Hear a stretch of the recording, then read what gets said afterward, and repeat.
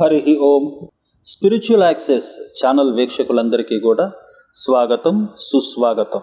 నిన్న మనం కార్తీక పురాణంలో 5వ రోజు పారాయణాన్ని పూర్తి చేసుకున్నాం.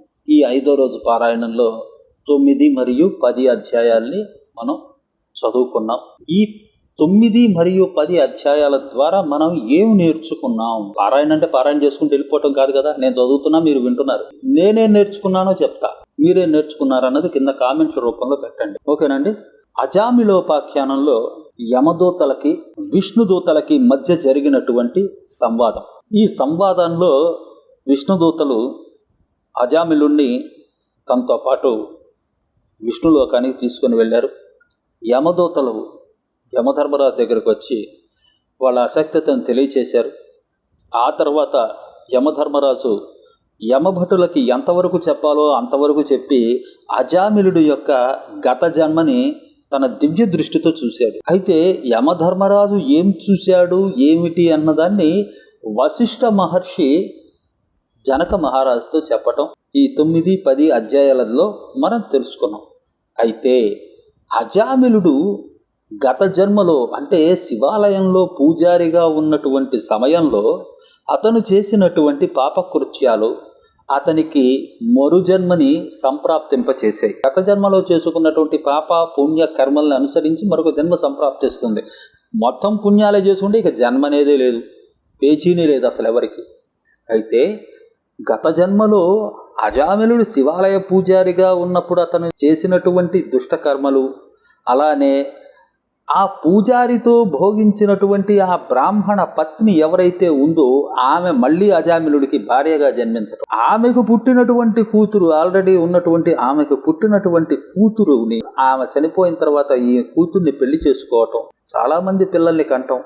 పుట్టిన పిల్లలు పుట్టినట్టే పోతూ ఉంటే లాస్ట్గా పుట్టినటువంటి వాడికి నారాయణ అనేటువంటి నామకరణం చేసి అతన్ని అల్లారు ముద్దుగా పెంచుకుంటూ అతనితోడిదే లోకం అనుకుంటూ జీవించేటువంటి అజామిలుడు అంత్యదశలో నారాయణ నారాయణ అని కూడా పిలుస్తూ అతను చనిపోతే అతన్ని తీసుకెళ్ళటానికి వచ్చినటువంటి యమదూతలు మరియు విష్ణుదూతల మధ్య జరిగినటువంటి సంవాదం, ఆ సంవాదం అనంతరం ఇతన్ని విష్ణులోకానికి తీసుకొని వెళ్ళటం. అంటే ఇక్కడ భగవన్నామస్మరణం నిరంతరం నారాయణ నారాయణ నారాయణ అంటూ ఈ అజామిలుడు పిలిచేది పుత్రుడినైనా జరిగేది ఇక్కడ భగవన్నామస్మరణ. ఒక రకంగా చెప్పాలంటే నారాయణ నామాన్ని ఇతను ఒక మంత్రంలా జపించటం ఒకటి. అతను అంత్యదశలోకి వెళ్ళిన తర్వాత నారాయణ నారాయణ నారాయణ అంటూ కొడుకుని పిలుస్తున్నా అది ఆ నారాయణుడికే చేరింది. ఆ నారాయణుడు అనుగ్రహించి ఇతన్ని తీసుకురమ్మని తన విష్ణుదూతల్ని పంపించడం జరిగింది. వైకుంఠం అనేది అతనికి ప్రాప్తించింది అజామిలుడికి. కనుక చాలామంది మన పూర్వీకులు ఏం చేస్తుంటారంటే చనిపోయే వారి చెవిలో నారాయణ నారాయణ నారాయణ అని పలకండి అంటారు. పోనీ నువ్వు పలికితే ఏమొస్తుందో వాళ్ళకంటే కాదు కాదు, ఇక్కడ కలియుగంలో మనకి ఏం చెప్పారంటే మీరు పూజలు, వ్రతాలు, హోమాలు, యజ్ఞాలు, తపస్సులు ఇలాంటివి మీరు ఏమీ చేయకపోయినా పర్వాలేదు, కనీసం భగవంతుని యొక్క నామాన్ని మీరు అనుకోండి అన్నాడు. సరే, అది కూడా మీరు అనలేనటువంటి పక్షంలో కనీసం భగవంతుని యొక్క నామాన్నన్నా వినండి, మీకు పుణ్యాన్ని ఇస్తా, నేను మీకు కైవల్యాన్ని ప్రసాదిస్తాను, అంత్యదశలో అయినా సరే నా నామాన్ని పలకండి చాలు, మీరు జీవితం మొత్తం నా నామాన్ని అనకపోయినా పర్వాలేదు, మీరు జీవితం మొత్తం నా నామాన్ని వినకపోయినా పర్వాలేదు, కనీసం అంత్యదశలో అన్న వినంటారా బాబు, మిమ్మల్ని నాతో తీసుకెళ్లిపోతానని చెప్పేసి భగవంతుడు చెప్పారు. చూసారు ఎంత దయాళు భగవంతుడు, చాలా గొప్ప దయామయుడు అన్నమాట భగవంతుడు. అయితే ఇలాగ జీవితాంతం భగవన్నామస్మరణ చేసుకుంటూ అంత్యదశలో కూడా భగవన్నామస్మరణ చేస్తే ఏం జరుగుతుంది అంటే శాశ్వతంగా ఆయన దగ్గరే మనం ఉండిపోతాం. లాస్ట్ లో చెప్పామా ఆయన దగ్గర ఉంటాం, మనం కొంతవరకు ఉంటాం ఆయన దగ్గర. మళ్ళీ ఆయన వెళ్ళండ్రా, మళ్ళీ కిందకి వెళ్ళరండ్రా మీరని చెప్పి ఆయన పంపించినా పంపిస్తాడు. కనుక భగవన్నామాన్ని నిరంతరం మనం చేస్తూ ఉండాలి. మీరు గమనించారో లేదో, ఇంత ముందర చాలా పాతతరం వాళ్ళు ఏం చేసేవాళ్ళంటే తమ తమ పిల్లలకి ఆయా భగవంతుని యొక్క ఆయా పేర్లను పెట్టుకునేవాళ్ళు. సాంబశివరావని, చక్రపాణి అని, ఇలాగా రాముడని, కృష్ణుడని, మధుసూదనుడని, ఇలా రకరకాల పేర్లు పెట్టుకునేవాళ్ళు. భగవంతుడికి సంబంధించింది సోమనాథుడని, రాఘవేంద్రుడని, ఇలాగా రకరకాల పేర్లు పెట్టుకొని తమ పిల్లలకి పిలుచుకునేవాళ్ళు. నాన్న రామయ్య, రావయ్య, రా రా రా, అయ్యా కృష్ణయ్య, మాధవ ఏం చేస్తున్నావు మాధవ, ఇలాగా చెప్తూ ఉన్నప్పుడు ఏం జరుగుతుంది? నిరంతరం కూడా ఆ భగవంతుని యొక్క నామాన్ని నీ నోట పలికి పలికి పలికి పలికి నువ్వు చేస్తున్నటువంటి చెడు కర్మలు అనేవి ఏవైతే ఉంటాయో అవన్నీ కూడా సంస్కరించబడుతూ నిన్ను నువ్వుగా సంస్కరించబడుతూ ఉంటావు. నీకు తెలియకుండా నీకు నువ్వే సంస్కరించబడిపోతూ ఉంటావు. చివరికి అంత్యదశలో కూడా ఈ కొడుకు గురించి మనం పిలిచి పిలిచి పిలిచి ఇలా పిలుస్తూ ఉంటాం. మాధవ, రామ, కృష్ణ, ముకుంద, వరద, కిరీటి, ఇలాగా మనం పిలుస్తూ ఉన్నప్పుడు ఏం జరుగుతుందంటే మనల్ని, మన యొక్క ఆత్మ ఏదైతే ఉందో అది పరిశుద్ధమవుతూ ఉన్నటువంటి ఆ ఆత్మ ఆయా భగవంతుల యొక్క దూతల ద్వారా మనల్ని వారి లోకానికి తీసుకొని వెళ్ళి శాశ్వతంగా ఉండేలాగా చేస్తుంది. కనుక భారతదేశంలో భగవంతునికి సంబంధించినటువంటి పేర్లు ఎక్కువ పెట్టుకుంటూ ఉంటారు పూర్వకాలంలో. ఇటీవల కాలంలో మనకి ఏం జరిగిందంటే పాశ్చాత్య నాగరికత అనేది రావటము, ఆ పేర్లు కూడా చాలా చిత్ర విచిత్రాలుగా పేర్లు పెట్టుకోవటం, మనకి కనీ విని ఎరుగనటువంటి పేర్లు కూడా మనం వింటూ ఉన్నాం ఈ మధ్య కాలంలో. ఎక్కడెక్కడి నుంచో వస్తుంటాయి ఆ పేర్లు. పోనీలేండి, ఏం చేస్తాం. అయితే భగవంతుని యొక్క పేరు నిత్యం మన నాల్కల మీద నాట్యం ఆడుతూ ఉండాలి అనేటువంటి ఒక ఉద్దేశంతోనే పూర్వీకులు ఈ భగవంతునికి సంబంధించినటువంటి పేర్లని పిల్లలకి పెట్టడం అనేది జరిగింది. ఓకేనండి. ఇక్కడ మనం అజామిలోపాఖ్యానంలో మనం తెలుసుకున్నది కూడా అదే. నారాయణ నారాయణ అని చచ్చిన వాడు మాట్లాడు, అంత పాపిష్టోడు. అట్లాంటోడు తన కొడుక్కి నారాయణ అనేటువంటి పేరు పెట్టుకోవటం, తద్వారా అతను నారాయణ మంత్రాన్ని నిరంతరం అతని నాలుక మీద అతని మనసులోనూ కూడా ధ్యానించటం, చివరికి అంత్యదశలో కూడా నారాయణ నారాయణ అని అనటం వలన అతను శాశ్వతమైనటువంటి వైకుంఠాన్ని పొందటం జరిగింది అజామిలుడు. కనుక ఇప్పటికైనా మించిపోయింది ఏమీ లేదు మనకి. ఇప్పుడు పిల్లలకి పేర్లు మార్చమని నేనేం చెప్పట్లా. కాకపోతే ఏంటంటే ఇప్పటికైనా నిరంతరం మీకు నచ్చినటువంటి ఒక భగవంతుడి పేరుని నిరంతరం మీ మనసులో ధ్యానిస్తూ ఉండండి. ఒకవేళ మీకు తెలిసి కానీ తెలియక కానీ ఎవరన్నా అంత్యదశలో ఉంటే వారి చెవిలో ఆ మంత్రాన్ని చెప్తూ ఉండండి. దాని ద్వారా కనీసం మనతో ఉన్నటువంటి వాళ్ళు ఎవరన్నా ఉంటే వారు శాశ్వతంగా స్వర్గానికి చేరుకుంటారు. అంటే వాళ్ళు ఏ దేవుడిని అయితే కోరుకుంటున్నారో ఆ దేవుడి దగ్గరికి వెళ్తారు. ఆ కాసేపన్నా వాళ్ళు భగవద్ ధ్యానం చేస్తారు. ఆ కాసేపన్నా వాళ్ళ మనసు అనేది భగవంతుని వైపు మరలుతుంది అనేటువంటి ఒక నమ్మకము, ఒక సాక్ష్యంగా మనకి ఈ కార్తీక మహాపురాణంలో ఈ కథని మనం ఉపమానంగా చెప్పుకోవచ్చు. 5వ రోజు పారాయణ ద్వారా మనం నేర్చుకున్నది ఏంటి? నిరంతరం భగవన్నామ సంకీర్తన, నిరంతరం భగవన్నామ జపము.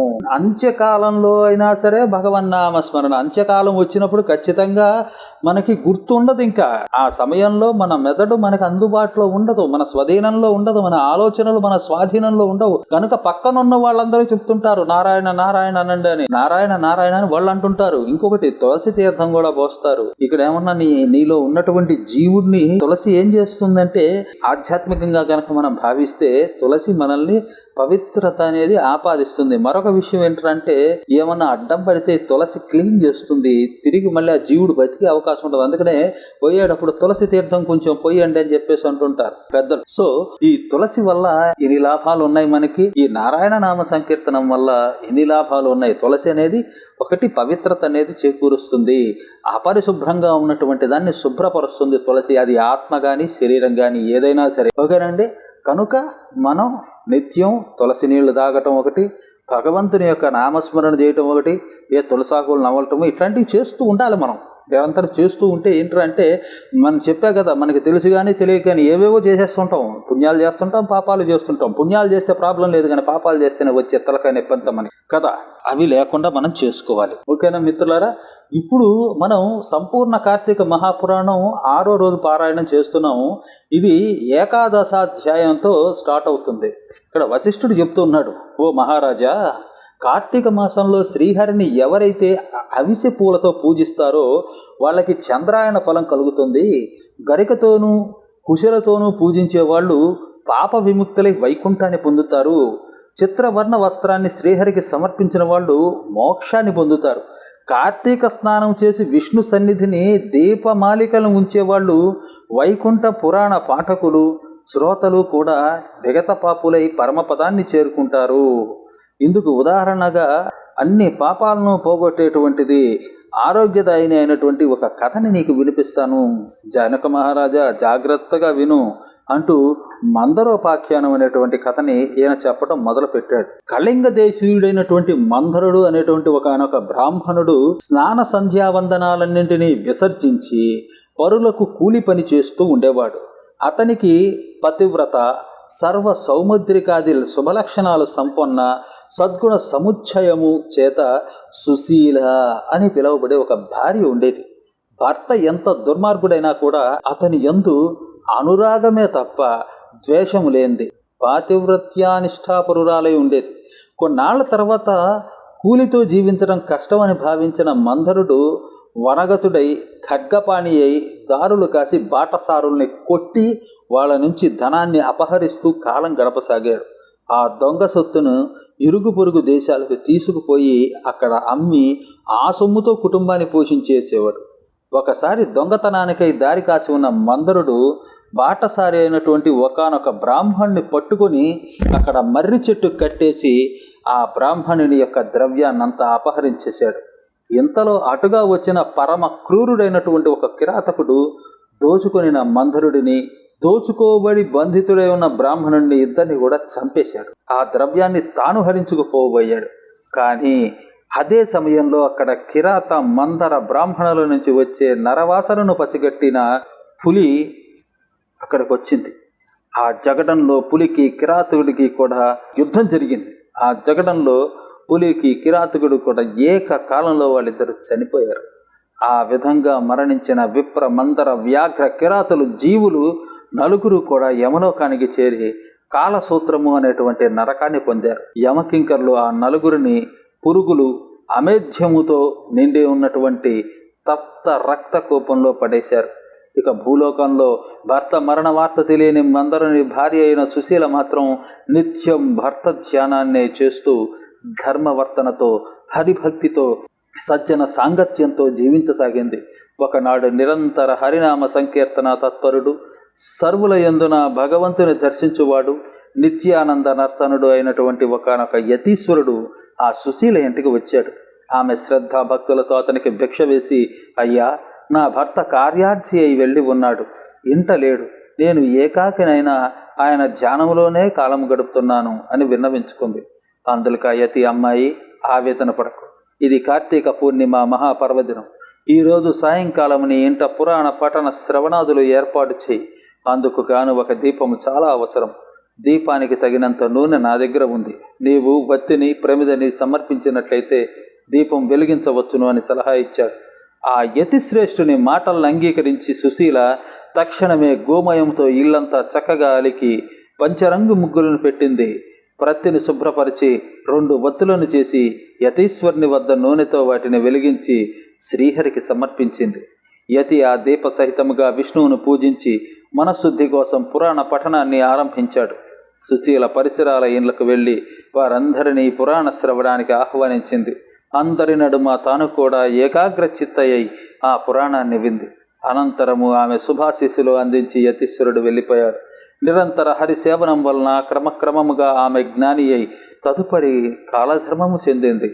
తత్క్షణమే శంఖ చక్రాంకితులు, చతుర్బాహువులు, పద్మాక్షులు, పీతాంబరధరులు అయినటువంటి విష్ణుదూతలు నందనవన సుందర మందారాది సుమాలతోనూ రత్నమౌక్తిక ప్రవాళాదులతోనూ నిర్మించిన మాలికాంబర భరణాలంకృతమై ఉన్నటువంటి దివ్య విమానాన్ని తెచ్చి సుశీలను అందులో అధిరోహింపచేసి వైకుంఠానికి తీసుకుపోగసాగారు. అందులో వెళ్తున్న సుశీల మార్గమధ్యంలోని నరకంలో మరి 3 జీవులతో కలిసి బాధపడుతున్న తన భర్తను గుర్తించి విమానాన్ని ఆపించి తత్కారణమేమిటో తెలుపవలసిందిగా విష్ణు పారిషాదులను కోరింది.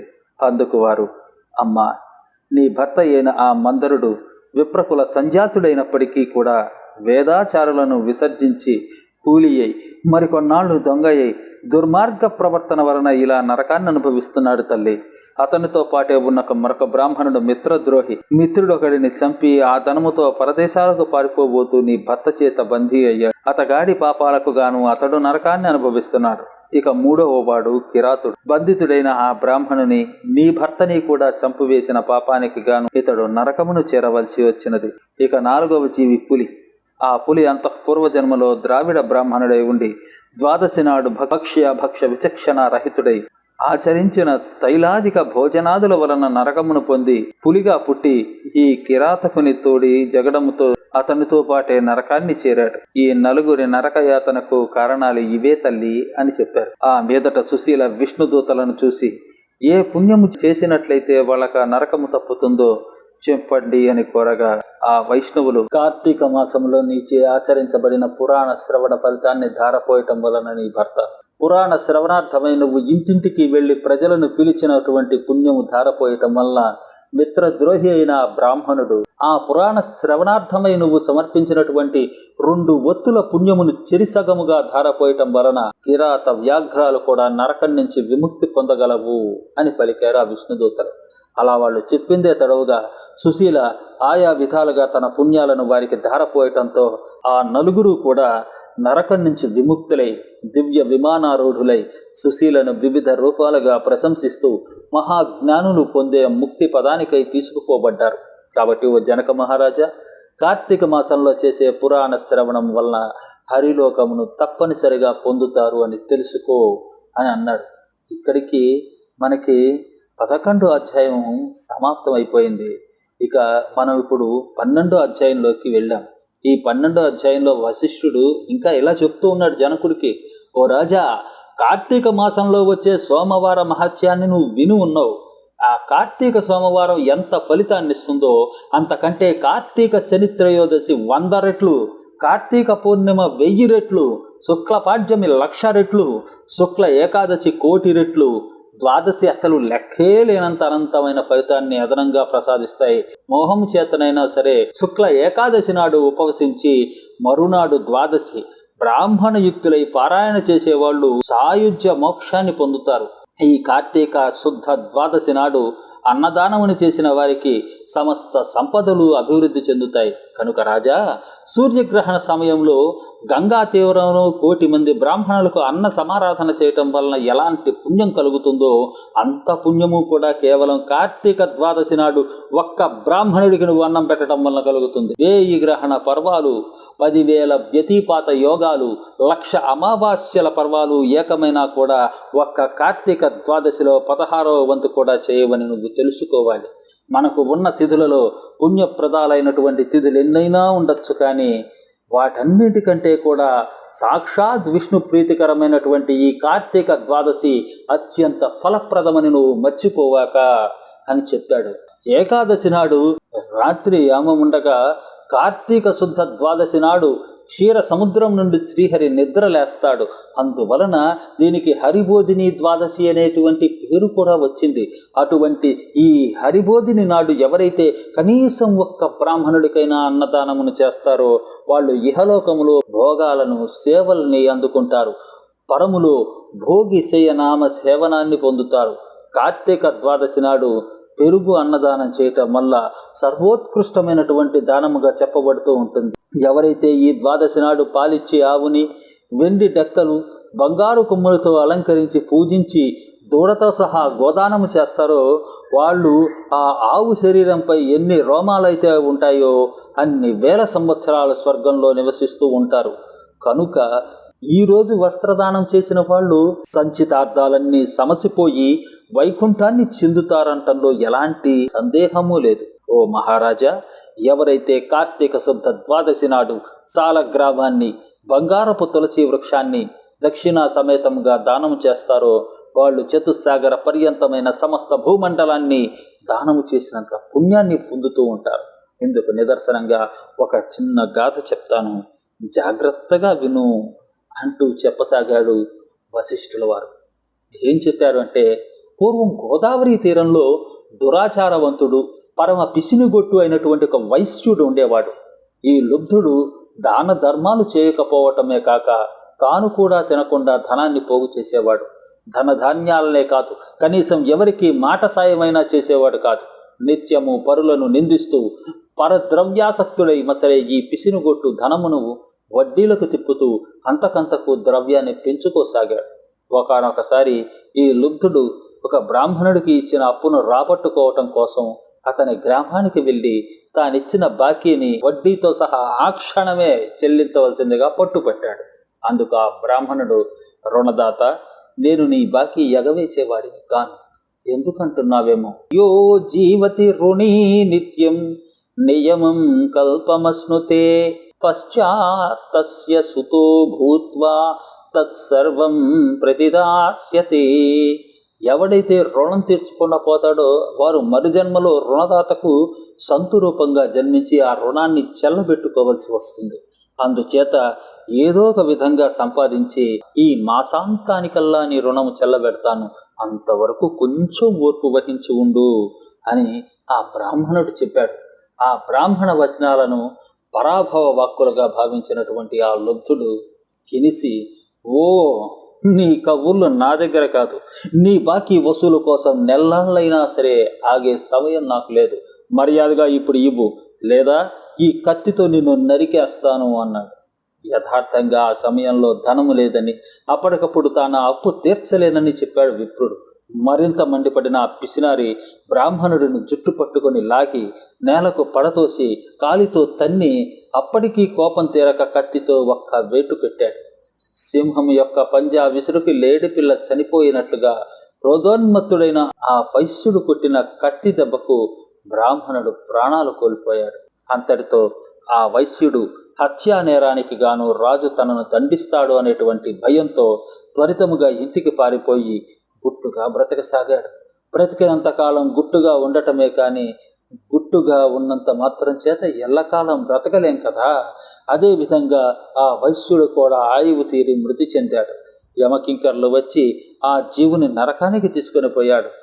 జనక భూపతి రురువులు అనే మృగాల చేత, వాటి శృంగాల చేత పీడింప చేసే ఒకానొక యాతననే రౌరవము అని అంటారు. ఈ వైశ్యునికి ఆ రౌరవం అనేటువంటి నరక విభాగంలో వేసి శిక్షించవలసిందిగా ఆజ్ఞాపించాడు యమధర్మరాజు. కింకర్లు ఆ ఆజ్ఞను అమలు చేయసాగారు. ఇక భూలోకంలో ఆ లుబ్ధ వైశ్యుని కుమారుడైన ధర్మవీరుడు అనేటువంటి వాడు మహాదాత, పరోపకారియే పిత్రార్జితమైన ఆ అగణిత ధనరాశులతో ప్రజాశ్రేయస్సుకై చెరువులు నూతులు త్రవ్వించి, తోటలు వేయించి, వంతెనలు కట్టించి, పేదలకు వివాహోపనయనాదులు చేయిస్తూ, యజ్ఞ యాగాది క్రతువులను క్షుత్పీడితులకు తమ భేద రహితముగా అన్నదానాలను చేస్తూ ధర్మాత్ముడిగా పేరు పొందాడు. ఒకానొక నాడి ధర్మవీరుడు విష్ణు పూజ చేసే సమయానికి త్రిలోక సంచారి అయినటువంటి నారద మునీంద్రులు యమలోకము నుండి బయలుదేరి హరినామస్మరణ చేసుకుంటూ ఈ ధర్మవీరుని తావునకు వచ్చాడు. అప్పుడు ఆ ముంగిలికి వచ్చిన మునిరాజ నారదుని చూసి ధర్మవీరుడు భక్తి ప్రపత్తులతో ప్రణమిల్లాడు. అర్ఘ్యపాద్యాది వివిధోపచారాలతోనూ నారదుని పూజించి, నారద, దేవర్షులైన మీరిలా మా భూవర్షానికి, అందున నా గృహానికి విచ్చేయటం వలన నా జన్మ ధన్యమైంది. హే దివ్య ప్రభు, నేను నీ దాసుడిని, నన్నేం చేయమంటారో ఆజ్ఞాపించండి, మీరేం చెప్తే అదే చేస్తాను అని వినయపూర్వకంగా వేడుకున్నాడు. అందుకు సంతసించిన నారదముని చిరునవ్వు ముఖంతో, ధర్మవీర, నా కోసం నువ్వేమీ చేయక్కర్లేదు, నీ శ్రేయస్సు కోసం నేను చెప్తున్నాను, నా మాటల్ని శ్రద్ధగా విను. కార్తీక ద్వాదశి శ్రీ మహావిష్ణువుకి అత్యంత ప్రీతికరమైన రోజు. ఆ రోజున చేసిన స్నాన దాన జప తప ప్రభృతి కార్యాలన్నీ కూడా విశేషమైన ఫలితాన్ని ఇస్తాయి. ధర్మవీర, సూర్యుడు తులారాశిలో ఉండగా కార్తీక ద్వాదశి ప్రాత స్నానాతులై సాలగ్రామ దానాన్ని చేసేవారు దరిద్రులు కానీ, ధనికులు కానీ, యతులు కానీ, వానప్రస్థులు కానీ, బ్రాహ్మణులు కానీ, క్షత్రియులు కానీ, వైశ్యులు కానీ, శూద్రులు కానీ, స్త్రీలే కానీ, వాళ్ళు ఎవరైనా సరే జన్మ జన్మాంతర కృత పాపాలను దహింప చేసుకున్న వాళ్ళే అవుతారు. మరో ముఖ్యమైన విషయాన్ని చెప్తాను, జాగ్రత్తగా విను. నీ తండ్రి మరణించి యమలోకములో పడరాని పాట్లు పడుతున్నాడయ్యా. అతనికి నరక బాధ విముక్తిని కల్పించి నువ్వు కార్తీక ద్వాదశి నాడు సాలగ్రామ దానాన్ని చెయ్యి. నారదుడు చెప్పిందంతా విని నవ్వేశాడు ధర్మవీరుడు. పైపిచ్చు, నారద మునీంద్ర, నా తండ్రి పేరున గో భూ తిల సువర్ణాది దానాలు ఎన్నో చేశారు. వాటి వల్ల వెలువరించబడిన నరక యాతన కేవలం సాలగ్రామం అనే పేరు కలిగిన ఒక రాతిని దానం చేస్తే సాధ్యమవుతుందా? అయినా ఆ సాలగ్రామం అనే రాయి ఎందుకు ఉపయోగపడుతుంది? తినటానిక పనికిరాదు, అలంకారానిక నవరత్నాలలోనిది కాదు. ఏ రకంగానూ ఎవరికీ కూడా పనికిరాని దానిని నేనెందుకు దానం చేయాలి? రాతి దాతకు కీర్తి ఉండదు, ఆ దానమును పట్టిన వానికి సుఖము ఉండదు. కాబట్టి ఆ సాలగ్రామ దానమును నేను చెయ్యనుగాక చేయను అన్నాడు. అందుకు నారదుడు ఎంత అనునయంగా చెప్పినా కూడా ధర్మవీరుడు తన మూర్ఖత్వాన్ని వదలనూ లేదు, సాలగ్రామ దానానికి అంగీకరించనూ లేదు. అంతటితో నారదుడు అంతర్హితుడైపోయాడు. మరికొంతకాలానికి ధర్మవీరుడు మరణించాడు. గౌరవనీయులు సర్వహితాత్ములు అయిన పెద్దల మాటను పాటించని పాపానికి సాలగ్రామ దానము చేయకపోవటం వలన నరకగతుడై అనంతరము 3 మారులు పులిగాను, 3 సార్లు కోతిగాను, 5 సార్లు ఆంబోతుగాను, 10 పర్యాయాలు స్త్రీలుగాను జన్మించి వైధవ్య పీడను పొందటం జరిగింది. పునః 11వ జన్మలో కూడా ఒకనొక యాచకుని పుత్రునిగా జన్మించవలసి వచ్చింది. పూర్వకర్మ వలన పెళ్లి కుమారుడు అనతి కాలంలోనే మరణించటంతో ఒకనొక కూతురికి కలిగిన వైధవ్యానికి చింతించి ఆ యాచక బ్రాహ్మణుడు జ్ఞాన దృష్టి చేత తన కూతురు పూర్వకర్మ గత పాప ఫలాన్ని తెలుసుకున్నవాడై ఆ విషయాలన్నీ ఆమెకు సవిస్తారంగా చెప్పి కార్తీక సోమవారం నాడు వేదోక్త విధిగా జన్మార్జిత పాప నాశకరమైనటువంటి సాలగ్రామ దానాన్ని చేయించాడు. ఆ పుణ్య ఫలావాప్తి వలన మరణించిన పెళ్లి కొడుకు పునర్జీవితుడయ్యాడు.